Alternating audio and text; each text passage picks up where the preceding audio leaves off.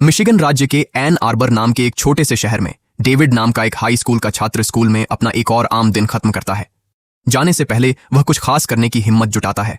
David अपनी classmate मिली से बहुत प्यार करता है। वह उसे एक छोटा सा तोहफा देता है जिसे पाने के लिए उसने बहुत मेहनत की थी। पेरिस से लाया हुआ एक खूबसूरत स्नो ग्लोब। मिली मुस्कुराती है और उसे धन्यवाद देती है। वह इस तोहफे से साफ तौर पर बहुत खुश होती है। लेकिन यह पल ज्यादा देर तक नहीं रहता। अचानक मार्क नाम का एक बदमाश वहां आ जाता है। एक बदतमीज मुस्कान के साथ वह मिली के हाथों से स्नो ग्लोब छीन लेता है। डेविड को गुस्सा आता है और वह मार्क से उसे वापस देने को कहता है, लेकिन मार्क नहीं सुनता। इसके बजाय वह बेरहमी से स्नो ग्लोब को पास की एक जमी हुई झील में फेंक देता है। बिना कुछ सोचे समझे डेविड उस तोहफे को बचाने के लिए दौड़ पड़ता है। वह बर्फ पर कदम रखता है और स्नो ग्लोब को पकड़ने में कामयाब हो जाता है, लेकिन अचानक उसके पैरों के नीचे की बर्फ टूटने लगती है। कुछ ही सेकंड में बर्फ टूट जाती है और डेविड उस जमा देने वाले पानी में गिर जाता है। मिली चीखती है और उसकी तरफ दौड़ने की कोशिश करती है, लेकिन मार्क उसे रोक लेता है और कहता है कि इससे हालात और खराब ही होंगे। बर्फीले पानी के नीचे डेविड घबरा जाता है। वह सांस नहीं ले पा रहा है। उसे लगता है कि अब वह मरने वाला है। तभी कुछ ऐसा होता है जो नामुमकिन सा लगता है। पलक झपकते ही डेविड अचानक शहर में कहीं किसी लाइब्रेरी के गलियारे में पहुंच जाता है। वह पूरी तरह भीगा हुआ है, कांप रहा है और पूरी तरह से हैरान परेशान है। उसे बिल्कुल भी अंदाजा नहीं है कि वह वहां कैसे पहुंचा, लेकिन उसे एक बात पता है, वह जिंदा है। अभी भी सदमे में डेविड अपने घर की ओर चल पड़ता है। उसकी जिंदगी कभी भी आसान नहीं रही थी। जब वह छोटा था तभी उसकी मां उसे छोड़कर चली गई थी। तब से वह अपने पिता विलियम के साथ रह रहा है, एक ऐसा आदमी जो उसके साथ बहुत बुरा बर्ताव करता है और उससे जरा भी प्यार नहीं करता। जब डेविड घर पहुंचता है तो उसके पिता तुरंत देख लेते हैं कि वह पूरी तरह भीगा हुआ है। विलियम उससे पूछता है कि आखिर हुआ क्या है। डेविड इतना ज्यादा घबराया हुआ है कि वह कोई जवाब नहीं दे पाता। वह अपने कमरे में चला जाता है और दरवाजा अंदर से बंद कर लेता है। इससे उसके पिता को और भी ज्यादा गुस्सा आ जाता है। विलियम गुस्से में उसके पीछे पीछे जाता है और उस पर चिल्लाने लगता है। कुछ ही पलों बाद विलियम अपना कंट्रोल खो देता है और दरवाजा तोड़ देता है। लेकिन जैसे ही वह अंदर कदम रखता है वह हैरानी से जम सा जाता है। डेविड वहां नहीं है। ठीक उसी समय डेविड अचानक वापस पब्लिक लाइब्रेरी में आ जाता है। तभी उसे आखिरकार यह बात समझ आती है, वह सिर्फ किस्मत से झील से बचकर नहीं निकला था। वह टेलीपोर्ट कर सकता है। वह पल भर में कहीं भी जा सकता है। अभी भी उलझन में डेविड लाइब्रेरी से बाहर निकलने की कोशिश करता है। वह बाहर निकलने वाले दरवाजों की तरफ बढ़ता है, लेकिन वे पूरी तरह से बंद हैं। उसके अंदर हताशा बढ़ने लगती है और गुस्से के उस पल में वह अचानक फिर से टेलीपोर्ट हो जाता है। इस बार वह सीधे अपने बेडरूम में पहुंचता है। अब डेविड को सच्चाई समझ आ जाती है। यह शक्ति उसकी जिंदगी हमेशा के लिए बदल सकती है। पहली बार उसे अपने दुख भरे घर से बाहर निकलने का कोई रास्ता दिखाई देता है। वह जल्दी से अपना सामान पैक करता है और शहर छोड़ने का फैसला करता है। लेकिन जाने से पहले एक आखिरी जगह है जहां उसे जाना है, मिली का घर। मिली अभी भी पूरी तरह से टूटी हुई है। उसे लगता है कि डेविड झील में डूबकर मर गया। अपने बिस्तर पर लेटी हुई वह लगातार रो रही है। अचानक उसे अपने बगीचे से कोई आवाज सुनाई देती है। जब वह बाहर जाती है तो उसे वह स्नो ग्लोब जमीन पर पड़ा मिलता है जो डेविड ने उसे दिया था। वह उलझन में है, डरी हुई है और उसे समझ नहीं आ रहा कि वह वहां कैसे पहुंचा। बिना अलविदा कहे डेविड शहर छोड़ देता है और किसी नई जगह की ओर निकल पड़ता है। वह एक छोटे से होटल में कमरा किराए पर लेता है और पहली बार अकेले रहना शुरू करता है। अपनी शक्तियों के बारे में जानने की उत्सुकता में डेविड टेलीपोर्ट करने का अभ्यास करने के लिए शहर के चौक पर जाता है, लेकिन वह अभी भी शुरुआती दौर में है। एक गलत कदम उसे सीधे एक पेड़ से टकरा देता है और वह जोर से जमीन पर गिरता है। बाद में डेविड अपने होटल के कमरे में लौटता है और अपनी टूरिस्ट गाइड देखना शुरू करता है। वह किताब में दिखाई गई मशहूर जगहों पर टेलीपोर्ट करके जाने लगता है और बार बार अपनी शक्तियों को आजमाता है। अचानक डेविड टेलीपोर्ट होकर एक इमारत के अंदर पहुंच जाता है और जल्दी ही उसे कुछ चौंकाने वाली बात समझ आती है। यह वही जगह है जहां वह पहले भी आता जाता था। तभी उसे यह बात पूरी तरह से समझ आती है, वह कहीं भी टेलीपोर्ट कर सकता है जहां उसने कभी देखा हो या जिसे वह याद रखता हो। अब अपनी शक्ति पर पूरा भरोसा होने के बाद डेविड एक जोखिम भरा प्लान बनाता है। वह दिन के समय शहर के बैंक जाता है और बड़े आराम से एक सिक्योरिटी गार्ड से बात करता है और उससे कस्टमर रेस्ट रूम दिखाने के लिए कहता है। जैसे ही वह बिल्डिंग के अंदर से गुजरता है डेविड बड़े ध्यान से चारों ओर देखता है। जब वह वॉल्ट तिजोरी वाले इलाके से गुजरता है तो वह उसे बहुत बारीकी से देखता है और उसकी हर छोटी बड़ी डिटेल को याद करने की कोशिश करता है। उसी रात डेविड अपने पहले बड़े जुर्म की तैयारी करता है। अपने औजार इकट्ठा करने के बाद वह सीधे बैंक के बाथरूम में टेलीपोर्ट कर जाता है। वहां से वह अपनी टेलीपोर्ट करने की शक्ति का इस्तेमाल करके सीधे वॉल्ट के अंदर पहुंच जाता है। कुछ ही मिनटों में वह भारी मात्रा में पैसे चुराना शुरू कर देता है। डेविड अलग अलग बैंकों में इस प्रक्रिया को बार बार दोहराता है। समय के साथ वह इतना पैसा इकट्ठा कर लेता है जितना उसने कभी सोचा भी नहीं था। इस दौलत से डेविड वह सब कुछ खरीद लेता है जिसके बारे में उसने कभी सिर्फ सपने ही देखे थे। जैसे जैसे साल गुजरते हैं उसकी शक्तियां और भी मजबूत होती जाती हैं और वह बेहद अमीर बन जाता है। अब वह एक बहुत बड़े आलीशान अपार्टमेंट में रहता है और सिर्फ मजे के लिए एक कमरे से दूसरे कमरे में टेलीपोर्ट करता रहता है। लेकिन इतनी जबरदस्त शक्ति होने के बावजूद डेविड किसी की मदद करने की कोशिश नहीं करता। उसे सिर्फ अपनी और अपनी जिंदगी का मजा लेने की परवाह है। वह अपनी क्षमताओं का इस्तेमाल करके जहां भी चाहता है वहां घूमने चला जाता है। वह खाली बीच पर सर्फिंग करता है, मिस्र के पुराने स्मारकों की चोटियों पर खड़ा होता है और दुनिया की खूबसूरती का ऐसे मजा लेता है जैसा कोई और नहीं ले सकता। इसी बीच एक घने जंगल के अंदर रोलैंड नाम का एक आदमी हथियारों से लैस एजेंट्स की एक टीम को लीड कर रहा है। वे पेड़ों के बीच से चुपचाप आगे बढ़ते हैं और बिजली के तारों के जाल बिछाते हैं। जब कोई उन तारों को छूता है तो उसे तुरंत बिजली का जोरदार झटका लगता है और वह पकड़ा जाता है। जल्द ही यह पता चलता है कि ये लोग शिकारी हैं जो जंपर्स का पीछा करते हैं, यानी ऐसे इंसान जिनके पास एक जगह से दूसरी जगह पलक झपकते ही पहुंचने, टेलीपोर्ट करने की शक्ति होती है। एक बार जब कोई जंपर पकड़ा जाता है तो उसे बिना किसी रहम के मार दिया जाता है। उसी रात डेविड अपने आलीशान अपार्टमेंट में लौटता है। उसे लगता है कि वह अब सुरक्षित है, लेकिन जैसे ही वह अंदर कदम रखता है उस पर अचानक हमला हो जाता है। रोलैंड पहले से ही वहां उसका इंतजार कर रहा होता है। रोलैंड डेविड से पूछताछ शुरू करता है और एक चौंकाने वाली सच्चाई का खुलासा करता है। वह पिछले 8 सालों से डेविड का पीछा कर रहा है। डेविड टेलीपोर्ट करके भागने की कोशिश करता है, लेकिन रोलैंड अपने हथियार से उसे बिजली का झटका देता है। बिजली के झटके से उसकी शक्ति रुक जाती है, जिससे वह टेलीपोर्ट नहीं कर पाता। डेविड के फंस जाने पर रोलैंड फिर से उस पर हमला करता है और यह जानने की जिद करता है कि वह इतने लंबे समय तक बिना पकड़े गए कैसे जिंदा रहा। बेबस होकर डेविड अपनी तस्वीरों वाली दीवार की तरफ देखता है, इस उम्मीद में कि वह टेलीपोर्ट करके वहां से भाग निकलेगा, लेकिन उसके शरीर में दौड़ रही बिजली उसे कमजोर कर देती है। भागने के बजाय वह अपार्टमेंट की दूसरी मंजिल पर जमीन पर जा गिरता है। किताबों की अलमारियों से बनी एक सीढ़ी का इस्तेमाल करके रोलैंड उसका पीछा करता है और उसे एक और जोरदार बिजली का झटका देता है। वह बार बार वही सवाल पूछता रहता है, डेविड इतने सालों तक छिपा कैसे रहा? डेविड कोई जवाब नहीं देता। गुस्से में आकर रोलैंड उसे दूसरी मंजिल से नीचे फेंक देता है और अपनी लाठी से उसे खत्म करने की तैयारी करता है। डेविड बड़ी मुश्किल से उस जानलेवा हमले से खुद को बचाता है। जैसे ही वह भागने की कोशिश करता है, रोलैंड के बिछाए जालों में से एक जाल सक्रिय हो जाता है और एक बिजली का तार डेविड के शरीर के चारों ओर कस जाता है। तेजी से सोचते हुए डेविड अपनी बची खुची ताकत का इस्तेमाल करके सीधे अपने गुप्त तहखाने वॉल्ट में टेलीपोर्ट कर जाता है। वह एक औजार उठाता है, तार को काटता है और आखिरकार वहां से टेलीपोर्ट करके भाग निकलता है। इस तरह वह उस शिकारी के चंगुल से बच जाता है। गुस्से से आग बबूला होकर रोलैंड जंपर हंटर्स के कम्युनिकेशन सेंटर से संपर्क करता है। वह हर एजेंट को अलर्ट रहने का आदेश देता है और तुरंत डेविड की पूरी तरह से तलाशी शुरू करने का हुक्म देता है। अगले दिन घबराया हुआ लेकिन जिंदा डेविड मिली के घर जाने का फैसला करता है। मिली की मां उसे वहां खड़ा देखकर हैरान और खुश होती है। उसे अंदर बुलाने के बाद डेविड मिली के बारे में पूछता है। उसकी मां उसे बताती है कि मिली अब शहर के एक बार में काम करती है। यह सुनकर डेविड तुरंत वहां चला जाता है। जब वह मिली को देखता है तो उसे एहसास होता है कि वह आगे बढ़ चुकी है और जो कुछ भी हुआ उसके बाद अपनी जिंदगी जी रही है। असमंजस में पड़कर डेविड वहां से जाने लगता है, लेकिन इससे पहले कि वह ज्यादा दूर जा पाता, अचानक मार्क वहां आ जाता है। वह डेविड को पहचान लेता है और जोर जोर से चिल्लाने लगता है, जिससे सबका ध्यान उसकी तरफ चला जाता है। कोई झगड़ा न हो यह सोचकर डेविड वहां से हटने की कोशिश करता है, लेकिन मार्क लगातार चिल्लाता रहता है। शोर सुनकर मिली उन्हें देख लेती है और दौड़कर उनके पास आती है। जब वे बात कर रहे होते हैं तो मार्क फिर से मिली की बेइज्जती करने लगता है। डेविड का सब्र टूट जाता है। वह मार्क के सीधे चेहरे पर एक जोरदार घूंसा मारता है। मार्क भी पलटवार करता है और डेविड को घसीटकर बाहर ले जाता है।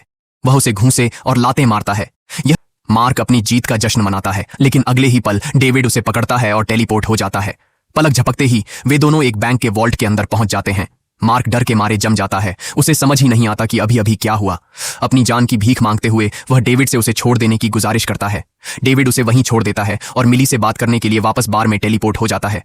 हैरान होकर मिली डेविड से पूछती है कि इतने सालों से वह कहां था। डेविड झूठ बोलता है और कहता है कि उसे एक बैंक में बहुत अच्छी नौकरी मिल गई थी और वह अमीर बन गया था। फिर वह उसे बताता है कि वह रोम की यात्रा पर जाने का प्लान बना रहा है। उसे पता था कि मिली का हमेशा से रोम जाने का सपना रहा है। वह उसे भी अपने साथ चलने का न्योता देता है। बिना किसी हिचकिचाहट के मिली मान जाती है। जल्द ही वे दोनों रोम पहुंच जाते हैं। इधर घर पर पुलिस स्टेशन में रोलैंड चीफ से गुजारिश करता है कि उसे मार्क से पूछताछ करने की इजाजत दी जाए, जिसने डेविड के खिलाफ शिकायत दर्ज करवाई है। चीफ मना कर देता है और कहता है कि रोलैंड को इसके लिए एक फेडरल वारंट की जरूरत होगी। गुस्से में आकर रोलैंड उस अफसर को बेहोश कर देता है और जबरदस्ती पूछताछ वाले कमरे में घुस जाता है। मार्क से ही रोलैंड को सारी सच्चाई पता चलती है।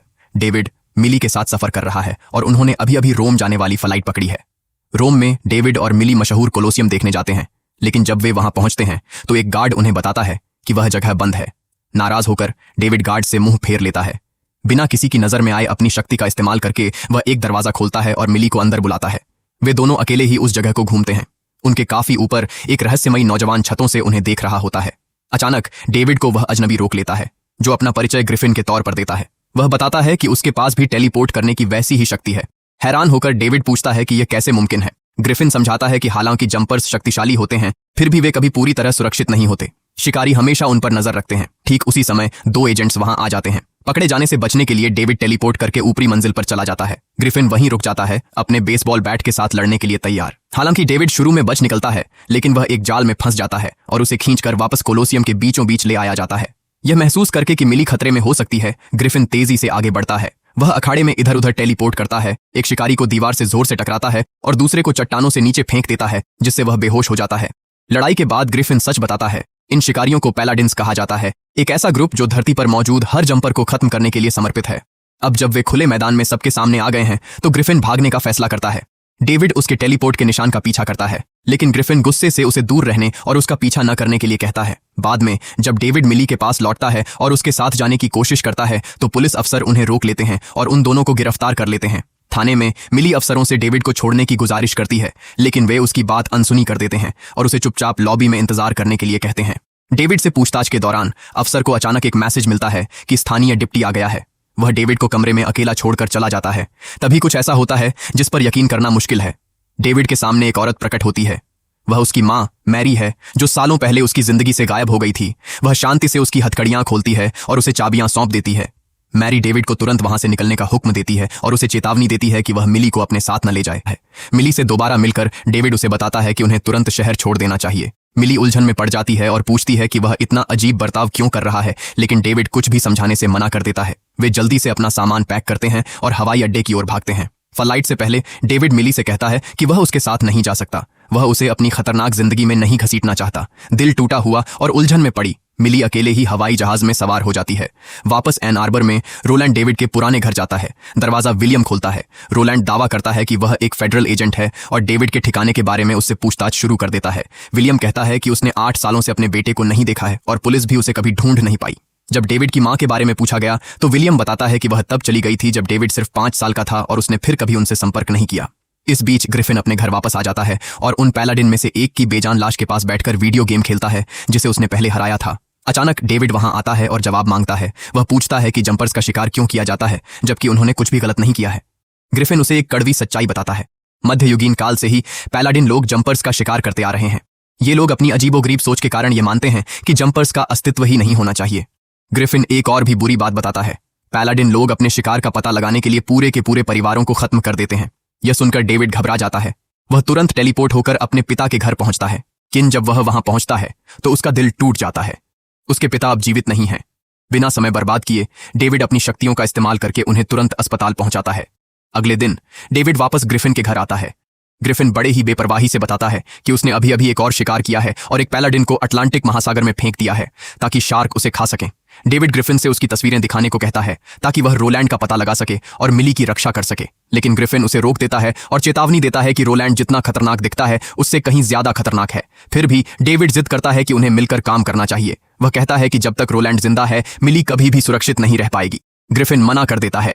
वह डेविड से कहता है कि वह उससे दूर रहे और अपनी समस्याओं को खुद ही सुलझाए। इस चेतावनी को नजरअंदाज करते हुए डेविड अपनी शक्ति का इस्तेमाल करता है और ग्रिफिन के टेलीपोर्ट वाले रास्ते का पीछा करता है। कुछ ही सेकंड में वह एक जापानी रेस्टोरेंट के किचन में पहुंच जाता है। बाहर निकलने के बाद वह टोक्यो की भीड़-भाड़ वाली सड़कों से होते हुए ग्रिफिन का पीछा करता रहता है। डेविड उसे फिर से मनाने की कोशिश करता है और कहता है कि अगर वे दोनों मिलकर काम करें तो उन्हें कोई नहीं रोक पाएगा और वे आखिरकार रोलैंड को हरा देंगे।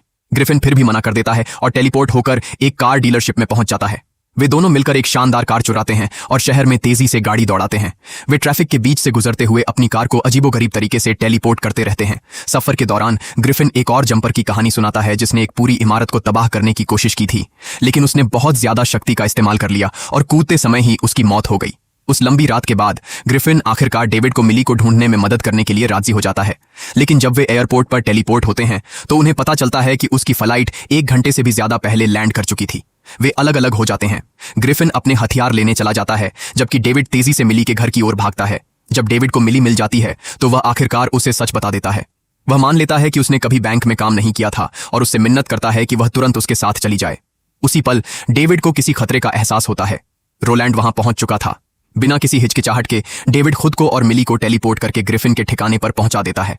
कुछ ही देर बाद पैलाडिन का एक ग्रुप जबरदस्ती अंदर घुस आता है। एक ट्रैकिंग स्प्रे का इस्तेमाल करके रोलैंड डेविड के टेलीपोर्ट के निशान ढूंढ लेता है।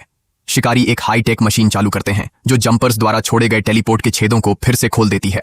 उस पोर्टल के जरिए पैलाडिन ग्रिफिन के बेस तक पहुंच जाते हैं और उस पूरे इलाके की तलाशी लेना शुरू कर देते हैं। डेविड और ग्रिफिन कंक्रीट के मोटे खंभों के पीछे छिप जाते हैं और कोशिश करते हैं कि कोई उन्हें देख ना पाए। छिपे हुए डेविड की नजर अपनी मां की एक फोटो पर पड़ती है। इस भटकाव की उसे भारी कीमत चुकानी पड़ती है। पैलाडिन में से एक उसे देख लेता है और रोलैंड बिजली के जाल का इस्तेमाल करके डेविड को पकड़ लेता है। जब डेविड बेबस होकर जमीन पर पड़ा होता है तो रोलैंड उसके और करीब आता है और अपनी कटार ऊपर उठाता है। डेविड पूछता है कि पैलाडिन जंपर्स से इतनी नफरत क्यों करते हैं जबकि उन्होंने कुछ भी गलत नहीं किया है। रोलैंड ठंडे लहजे में जवाब देता है कि जंपर्स आखिरकार अपनी शक्तियों से भ्रष्ट हो जाएंगे और इंसानियत के लिए खतरा बन जाएंगे। ठीक उसी समय ग्रिफिन एक फ्लेमथ्रोअर से हमला करता है जिससे पैलाडिन को पीछे हटना पड़ता है और डेविड की जान बच जाती है, लेकिन रोलैंड बच जाता है। वह फिर से हमला करता है और ग्रिफिन को एक इलेक्ट्रिक केबल से फंसा लेता है। यह सोचकर कि वह जीत गया है, रोलैंड एक चौंकाने वाला सच बताता है। वही था जिसने ग्रिफिन के परिवार को मारा था। इस बीच मिली छिप जाती है और डेविड को ढूंढती है। ग्रिफिन फिर से बच निकलता है और एक बहुत बड़ा जवाबी हमला करता है। वह लंदन से एक बस को टेलीपोर्ट करके रेगिस्तान में ले आता है जिससे रोलैंड कुचल जाता है और पूरा बेस तबाह हो जाता है। इस अफरा तफरी में मिली सदमे में आ जाती है जिसे बचाने के लिए ग्रिफिन आगे आता है। ग्रिफिन आग का इस्तेमाल करके पैलाडिन को एक बार फिर पीछे धकेल देता है। रोलैंड मुश्किल से उस पोर्टल से बच निकलता है जिसे उसने पहले खोला था और मिली के घर पर फिर से प्रकट होता है। गुस्से से भरा और रुकने से इनकार करते हुए डेविड उसका पीछा करता है और अलग अलग जगहों पर लड़ाई जारी रखता है। मिली आखिरकार डेविड को आजाद करा लेती है। माफी मांगने के बाद डेविड उसे घर ले जाने की तैयारी करता है। तभी ग्रिफिन वापस आता है और कहता है कि उसने पोर्टल मशीन चुरा ली है। अब शिकारी दूसरी तरफ फंस गए हैं, लेकिन पोर्टल बंद होने से ठीक पहले रोलैंड आखिरी बार एक केबल फेंकता है। वह केबल मिली के चारों ओर लिपट जाती है और उसे दरार के पार खींच लेती है। डेविड घबरा जाता है और चिल्लाता है कि वह उसके पीछे जा रहा है, लेकिन ग्रिफिन उसे रोक लेता है और एक चौंकाने वाली योजना का खुलासा करता है। वह मिली के घर पर एक बम भेजना चाहता है जहां सभी पैलाडिन इकट्ठा हो रहे हैं। यह महसूस करके कि ग्रिफिन बेकाबू हो गया है और मिली को मार सकता है, डेविड वह विस्फोटक उठाता है और भाग निकलता है। ग्रिफिन उसका पीछा करता है और वे दोनों पुराने साथी एक जबरदस्त लड़ाई शुरू कर देते हैं। वे मिस्र के एक पिरामिड के ऊपर भिड़ते हैं, फिर शहर के बड़े बड़े पुलों पर एक दूसरे का पीछा करते हैं और लगातार टेलीपोर्ट होते रहते हैं। उनकी लड़ाई से पूरी दुनिया में दरारें पड़ जाती हैं क्योंकि वे डेटोनेटर के लिए लड़ रहे होते हैं। डेविड आखिरकार एक ऊंची इमारत की छत पर टेलीपोर्ट हो जाता है और उस डिवाइस को जमीन की तरफ फेंक देता है, लेकिन ग्रिफिन हार मानने से इनकार कर देता है और उसके पीछे छलांग लगा देता है। लड़ाई आसमान में जारी रहती है। वे एक बड़े से पूल में जा गिरते हैं और गिरने से बाल बाल बचते हैं। इसके बाद डेविड आर्कटिक महासागर के बीचों बीच छलांग लगा देता है। ग्रिफिन एक गाड़ी में आता है और डेविड से जोर से टकरा जाता है जिससे दोनों बर्फ जैसे ठंडे पानी में जा गिरते हैं। कुछ ही सेकंड में वे फिर से टेलीपोर्ट हो जाते हैं, इस बार एक सक्रिय युद्ध के मैदान में। उनके चारों ओर जोरदार धमाके हो रहे होते हैं। तभी ग्रिफिन डेटोनेटर हथिया लेता है। वहां से जाने से पहले वह डेविड को अलविदा कहता है। जैसे ही लड़ाई की वजह से आसपास के बिजली के खंभे टूटकर गिरने लगते हैं, डेविड ग्रिफिन को पकड़ लेता है और उसे जबरदस्ती हाई वोल्टेज बिजली की तारों के बीच टेलीपोर्ट कर देता है। इस बार लड़ाई खत्म हो जाती है। डेविड एन आर्बर लौट आता है और मिली को बचाने का पक्का इरादा कर लेता है। वह चुपके से मिली के घर की तरफ बढ़ता है, लेकिन यह एक जाल होता है। पैलेडिन उसे पकड़ लेते हैं और उसके शरीर पर बिजली की तारें लपेट देते हैं। गुस्से और दर्द से भरा हुआ डेविड अपनी पूरी ताकत लगा देता है। जमीन कांपने लगती है और मिली का घर ढहने लगता है। अपनी पूरी ताकत झोंककर डेविड टेलीपोर्ट हो जाता है और घर का कुछ हिस्सा भी अपने साथ ले जाता है। वह शहर की नदी में जा गिरता है। पानी की तेज धार घर के उस हिस्से को तोड़कर बिखेर देती है, जिससे उन दोनों के डूबने का खतरा पैदा हो जाता है। मिली खुद को आजाद करा लेती है और तैरकर डेविड के पास पहुंचती है। उसे बचाने के लिए डेविड घर के बचे हुए हिस्से को टेलीपोर्ट करके एक पब्लिक लाइब्रेरी में पहुंचा देता है, जिससे वह लाइब्रेरी पूरी तरह से तबाह हो जाती है। सांस लेने के लिए छटपटाती हुई मिली रेंगते हुए डेविड की तरफ बढ़ती है, लेकिन अचानक रोलैंड मलबे के ढेर से बाहर निकलता है। डेविड मिली को सुरक्षित जगह पर पहुंचा देता है और फिर अकेले रोलैंड का सामना करता है। वह रोलैंड से कहता है कि वह कभी भी उस तरह का जंपर नहीं बनेगा जिससे पैलेडिन डरते हैं। रोलैंड को जान से मारने के बजाय डेविड उसे जिंदा छोड़ देता है और उसे टेलीपोर्ट करके एक विशाल रेगिस्तान के बीचों बीच पहुंचा देता है, ऐसी जगह जहां से हजारों मील दूर तक कोई इंसान नहीं होता। कुछ दिनों बाद डेविड अपनी मां से मिलने जाता है और आखिरकार उनसे पूछता है कि उन्होंने उसे क्यों छोड़ दिया था। मैरी उसे सच बताती है। वह हमेशा से ही एक पैलेडिन थी। जब उसे एहसास हुआ कि डेविड सिर्फ 5 साल की उम्र में ही एक जंपर है, तो वह उसे छोड़कर चली गई ताकि उसे अपने ही बेटे को मारने के लिए मजबूर ना होना पड़े। वह डेविड से कहती है कि अब से वह सावधान रहे और कहती है कि वह उसे एक और मौका देगी। खतरा टल जाने के बाद डेविड मिली से फिर मिल जाता है। आखिरकार आजाद होकर वे दोनों एक नई यात्रा शुरू करने की तैयारी करते हैं और साथ मिलकर पूरी दुनिया घूमते हैं। तो आपको यह फिल्म कैसी लगी, हमें नीचे कमेंट्स में जरूर बताएं। और अगर आपको यह रिकैप पसंद आया तो ऐसी ही और फिल्म कहानियों के लिए लाइक और सब्सक्राइब करना न भूलें।